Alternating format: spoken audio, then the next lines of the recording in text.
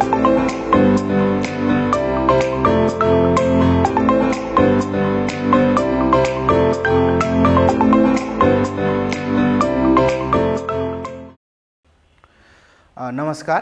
म फेरि तपाईहरुलाई जियोग्राफी पढाउन गइरहेको छु। म सुमन मोथे, एसिस्टेन्ट टिचर एसयुएमआई।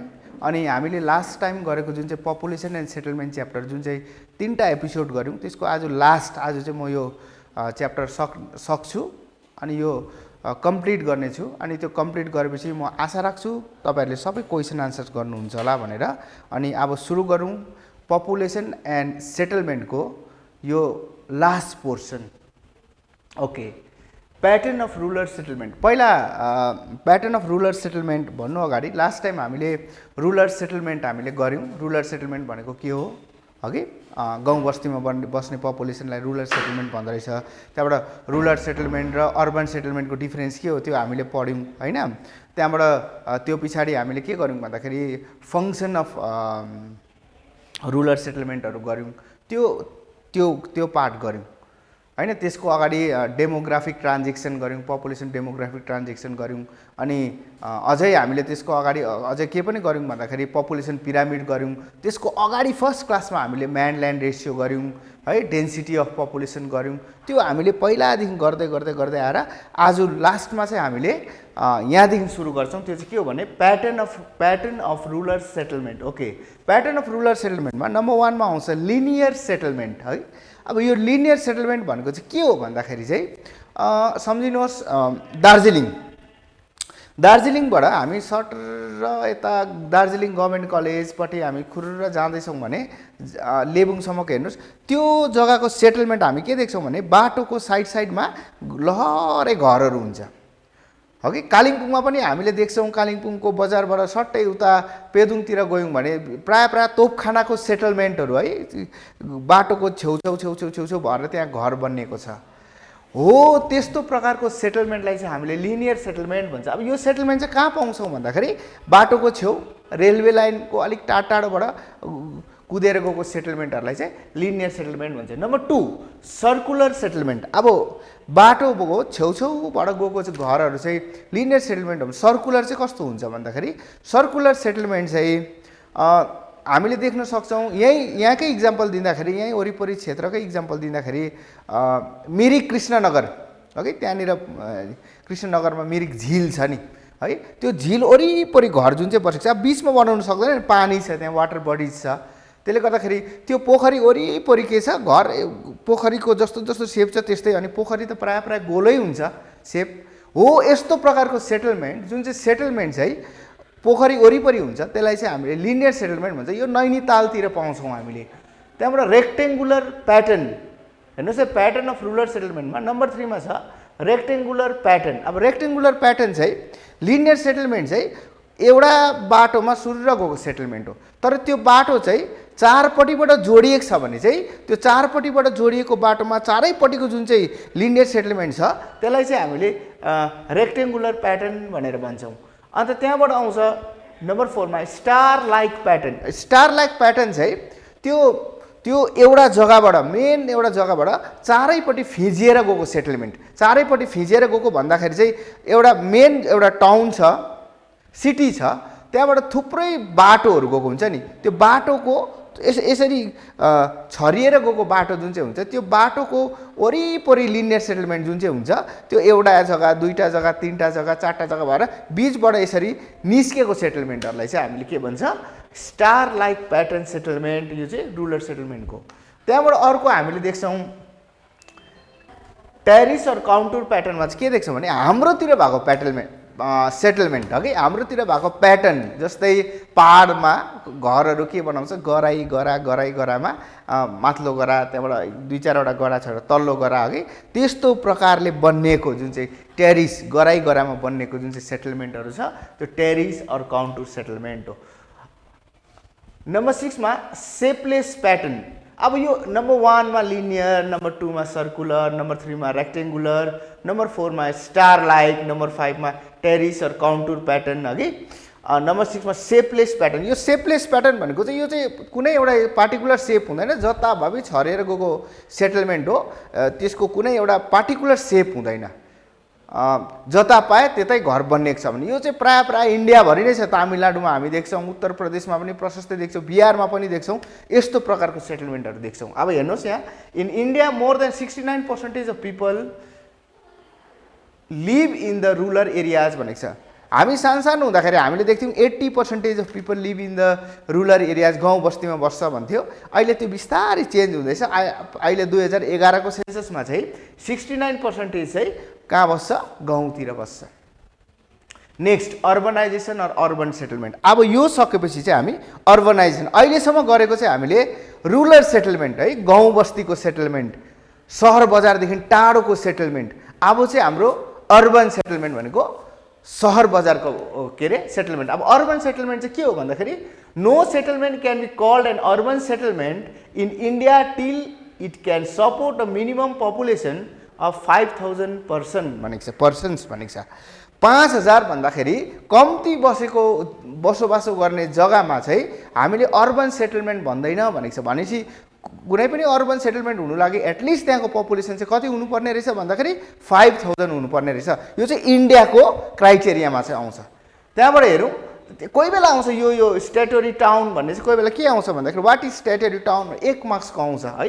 यो all places with a municipality corporation, cantonment board or notified town area committee etcetera so declared by a state law भनेको छ। स्ट्याटोरी टाउन भनेको चाहिँ कुनै पनि म्युनिसिपालिटी क्यान्टोनमेन्ट टाउन, तर त्यसलाई चाहिँ स्टेट लले डिक्लेयर गरेको हुनुपर्छ भने चाहिँ त्यसलाई चाहिँ हामीले स्ट्याटोरी टाउन भनेको छ। अब सेन्सस टाउन भनेको चाहिँ के हो भन्दाखेरि a town having minimum population of 5000 भनेको छ, एटलिस्ट 5000। अनि 75% अफ मेल वर्किङ पपुलेसन चाहिँ नन एग्रिकल्चर एक्टिभिटिजमा छ भने चाहिँ हामीले त्यसलाई के भन्छ?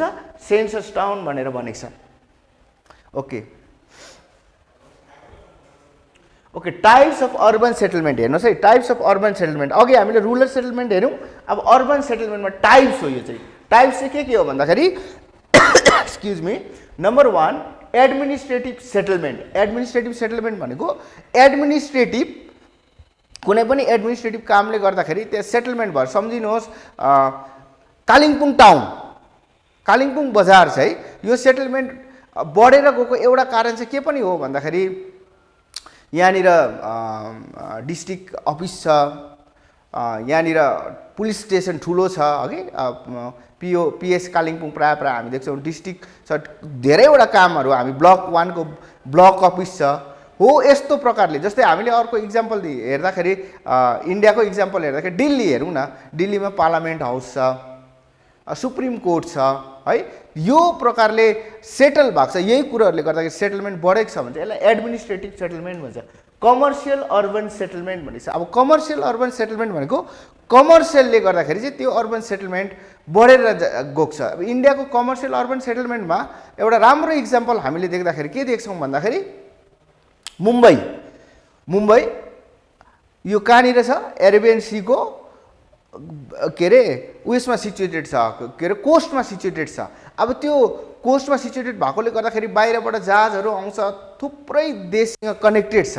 त्यो कनेक्टेड भएको कारणले गर्दाखेरि त्यहाँनिर बिजनेस फ्लरिस्ट हुन्छ राम्रोसँगले। हामीले हेऱ्यौँ भने पनि के देख्छौँ भन्दाखेरि म्याक्सिमम् ठुल्ठुलो बिजनेसम्यानहरू हामीले कहाँ पाउँछौँ? मुम्बई सिटिजहरूमा पाउँछौँ है। अब के अरे धीरुभाई अम्बानीदेखि त्यहाँबाट छोरा मुकेश अम्बानी, अनिल अम्बानी, उनीहरू सबै दिल्लीमै मुम्बईमै सेटल भएको छ। ओके, नेक्स्टमा cultural urban settlement. Cultural urban सेटलमेन्टमा हामीले के पाउँछौँ भन्दाखेरि कल्चरलले गर्दाखेरि त्यहाँ सेटलमेन्ट भएर जान्छ। जस्तै शान्तिनिकेतन,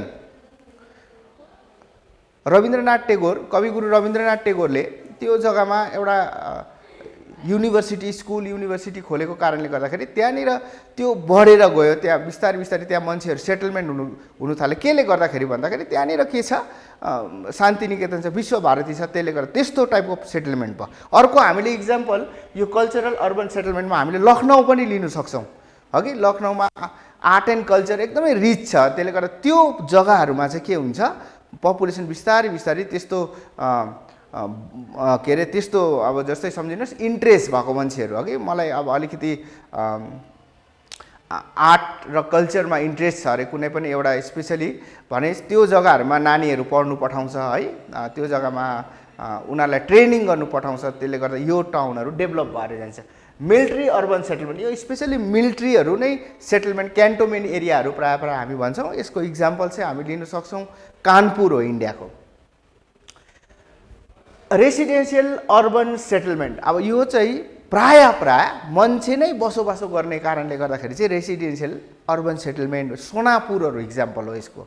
यहाँ वेस्ट बेङ्गालको सोनापुरहरूमा त्यहाँ प्रायः मान्छे नै एउटा दुईवटा गर्दै बस्नु थाल्यो, घर बनाउनु थाल्यो अघि, त्यहाँ त्यसरी डेभलप हुनु थाल्यो। नम्बर 6 मा हेरौँ religious urban settlement. Religious urban सेटलमेन्टमा पार्टिकुलर त्यो जग्गाहरूमा चाहिँ एउटा पार्टिकुलर रिलिजनको मान्छेहरू बस्छ। जस्तै सम्झिनुहोस् मुस्लिम रिलिजनको मान्छेहरू प्रायः हामी कहाँ भेट्छौँ भन्दाखेरि अजमेरतिर भेट्छौँ। अजमेरको त्यहाँ दरगाह छ, त्यसले गर्दाखेरि त्यहाँ सेटल भएर बसेको छ। त्यसरी नै सिखहरू हामी कहाँ भेट्छौँ, पन्जाबीहरू कहाँ भेट्छौँ भन्दाखेरि त्यो गोल्डन टेम्पल वरिपरि अमृतसरको त्यहाँनिर तिनीहरूको कन्सन्ट्रेसन बेसी छ है। बनारसमा हामीले हेऱ्यौँ भने प्रायः हिन्दू सेटलमेन्टहरू बेसी छ। यो चाहिँ के हो, रिलिजनले गर्दाखेरि त्यो अर्बन सेटलमेन्ट भएको। नयाँ नम्बर 7 मा industrial urban settlement. Industrial urban सेटलमेन्टमा चाहिँ इन्डस्ट्रीले गर्दाखेरि वेस्ट बेङ्गालको दुर्गापुर चाहिँ इन्डस्ट्रीले गर्दाखेरि नै त्यहाँनिर सेटलमेन्ट बढेर गएको हो। त्यहाँबाट नम्बर 8 मा urban settlement of holiday resort type भनेको छ। अब यो चाहिँ त्यहाँको क्लाइमेट राम्रो होस् नहोस् तर त्यहाँनिर मान्छे बसोबासो गर्छ है, मान्छे घुम्नु लागि आउँछ। त्यो घुम्नु लागि आएकोले गर्दाखेरि त्यहाँ बस्ने मान्छेहरूको हुन्छ अलिकति दोकान होटेलहरू चल्नु थाल्छ। हामीले यसको राम्रो इक्जाम्पल दार्जिलिङलाई हेर्न सक्छौँ। अघि दार्जिलिङमा यसो भनेको छ 3 देखि 4 लाख मान्छे के हुँदो रहेछ, बेसी हुँदो रहेछ एउटा सिजनमा। त्यहाँ लोकल पपुलेसन भन्दा टुरिस्ट पपुलेसन घुम्नु आउँछ, कञ्चनजङ्घा हेर्छ अघि, टोय ट्रेन हेर्छ, वर्ल्ड हेरिटेजमा आएको टोय ट्रेन हेर्छ, टाइगर हिल जान्छ। यो example urban settlement of holiday resort चाहिँ यो दार्जिलिङहरू आउँछ। हेर्नुहोस् है, टाइप्स अफ अर्बन सेटलमेन्टमा administrative settlement, commercial urban settlement, cultural urban settlement, military urban settlement, residential urban settlement, religious urban settlement, industrial urban settlement अनि urban settlement of holiday resort type. Okay, pattern of urban settlement. Pattern of urban settlement अघि हामीले के गर्यौँ, rural सेटलमेन्टको pattern हेरेको थियौँ। अब pattern of urban सेटलमेन्टमा linear pattern. अब लिनियर प्याटर्न सेम अर्बन प्याटर्नमा जुन चाहिँ सेटलमेन्ट छ त्यो चाहिँ रुरल सेटलमेन्टमा जस्तो सेटलमेन्ट हुन्छ प्रायः त्यस्तै। तर रुरल सेटलमेन्टको लिनियर जुन चाहिँ प्याटर्न छ त्यसमा चाहिँ अलिक कम्ती मान्छे हुन्छ, जबकि अर्बनमा चाहिँ के हुन्छ, बेसी हुन्छ। अब लिनियर प्याटर्न तपाईँहरूलाई थाहा छ, जुन चाहिँ सेटलमेन्ट चाहिँ बाटोको छेउछेउ भएर के अरे डेभलप भएको सेटलमेन्ट, हुगली भनेको छ त्यसको इक्जाम्पलहरूमा अघि। यहाँनिर हुगली रिभरको छेउछेउमा सेटलमेन्ट भएको छ भनेको छ, कति रोडको छेउछेउमा भएको छ भनेको छ। त्यो this type of settlement. Number 2 compact agglomerated pattern भनेको छ। कम्प्याक्ट एग्लोरोमेटेड प्याटर्न भनेको चाहिँ एउटा जग्गामा पपुलेसन कुनै पनि एउटा सिटीले गर्दाखेरि अघि त्यो जहाँबाट चाहिँ केन्द्रबिन्दु त्योबाट चाहिँ बिस्तारै बाहिर छडेर जान्छ, यो कम्प्याक्ट भएर भएको सेटलमेन्ट। नम्बर 2 मा central core pattern of urban settlement. यो पनि एउटा के हो, pattern of urban settlement. There are 3 types of urban settlement, linear, compact, agglomerated, त्यहाँबाट central core pattern of urban settlement. यो 3टा भयो। त्यहाँबाट फङ्सन अफ अर्बन सेटलमेन्ट भनेको छ। अब काम के हो अर्बन सेटलमेन्टको? Number 1 administrative function. Administrative function के गर्छ भन्दाखेरि एडमिनिस्ट्रेटरले के काम गर्छ त त्यसो भए भन्दाखेरि number 1 maintenance of law and order हो कि। त्यहाँबाट जुन चाहिँ ट्रान्सपोर्ट एन्ड कम्युनिकेसन सिस्टम छ त्यो राम्रो बनाउनु पर्यो। त्यसको सबै लेखाजोखा हेराइ चाहिँ कसले गर्छ? एडमिनिस्ट्रेटिभ फङ्सनले गर्छ, एडमिनिस्ट्रेटिभ गर्छ। ल एन्ड अर्डर भयो त्यो कुराहरू चाहिँ एडमिनिस्ट्रेटरले गर्छ। नम्बर 2 मा कल्चरल फङ्सन। अब यो कल्चरल फङ्सनहरूमा हामीले देख्छौँ स्कुलहरू भयो, हस्पिटलहरू भयो अघि, यो कुराहरूमा आउँछ। Economic function. इकोनोमिक फङ्सनमा त्यहाँ बसोबास गर्ने मान्छेहरूले के काम गर्छ, ओके, के कसरी सपोर्ट गर्छ, त्यो इकोनोमिक फङ्सन भयो। नम्बर 4 रिक्रिएसनल एक्टिभिटिज, रिक्रिएसनल एक्टिभिटिजमा स्पोर्ट्सहरू भयो होइन, त्यहाँबाट सिनेमा हलहरू भयो, यो कुराहरू चाहिँ के हो फङ्सन अफ अर्बन सेटलमेन्टमा। यो 4टा फङ्सन छ, administrative function, cultural function, economic function अनि रिक्रिएसनल एक्टिभिटिज भनेको छ। अब यहाँनिर अर्को छ metropolitan cities, more than 1 million people भनेको छ। मेट्रोपोलिटन सिटिज भनेको चाहिँ के हो भन्दाखेरि 1 मिलियन भन्दाखेरि चाहिँ बेसी पपुलेसन भएको सिटीलाई चाहिँ मेट्रोपोलिटन सिटिज भनेको छ। अनि यहाँ 35 सिटिज भनेर लेखेको चाहिँ के हो भन्दाखेरि चाहिँ हाम्रो इन्डियामा चाहिँ 35 वटा भन्दाखेरि बेसीवटा चाहिँ सहरहरू यस्तो छ जुन चाहिँमा चाहिँ 1 मिलियन भन्दाखेरि बेसी मान्छे बस्छ भनेको छ। अब नेक्स्टमा हेरौँ मेगा सिटिज। अब मेगा सिटिज भनेको चाहिँ यो मेट्रोपोलिटन सिटिजको पपुलेसन भन्दाखेरि बेसी भनेको छ, मोर देन 5 मिलियन पिपल भनेको छ।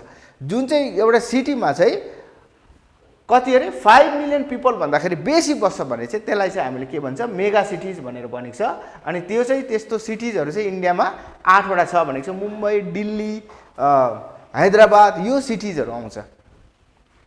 ओके, यो पपुलेसन एन्ड सेटलमेन्टको मेरो यो लास्ट क्लास हो।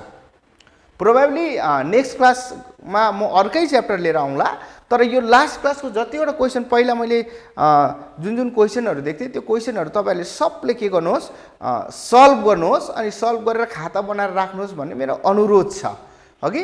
अनि यो मात्रै होइन, पपुलेसन एन्ड सेटलमेन्ट च्याप्टर तपाईँले एकपल्ट आफ्नै किताबमा पनि हेर्नु सक्नुहुन्छ। त्यो किताबमा त्यहाँ भएको क्वेसन आन्सरहरू पनि तपाईँहरूले सल्भ गर्नुहोस्, किन मैले जतिवटा टपिक थिएँ प्रायः त्यो सबै टपिक कभर गरेको छु पपुलेसन एन्ड सेटलमेन्टको। अनि काहीँ तपाईँहरूले बुझ्नु भएन भने हुनसक्छ त्यसलाई रिभाइन गरिकन अघि त्यसलाई हेर्दाखेरि तपाईँहरूले भेट्नुहुन्छ कि यो कहाँनिर आन्सर छ भनेर। ओके, आजको क्वेसन्सहरू चाहिँ के हो भन्दाखेरि number 1, what are the different pattern of rural settlement? Number 2, what is urban settlement? Number 3, discuss the characteristics of linear settlement. Number 4, give geographical regions. Dispersed settlement are found in mountainous region.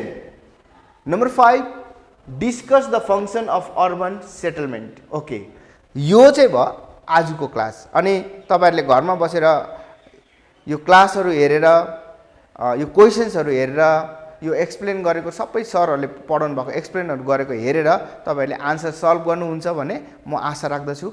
धन्यवाद।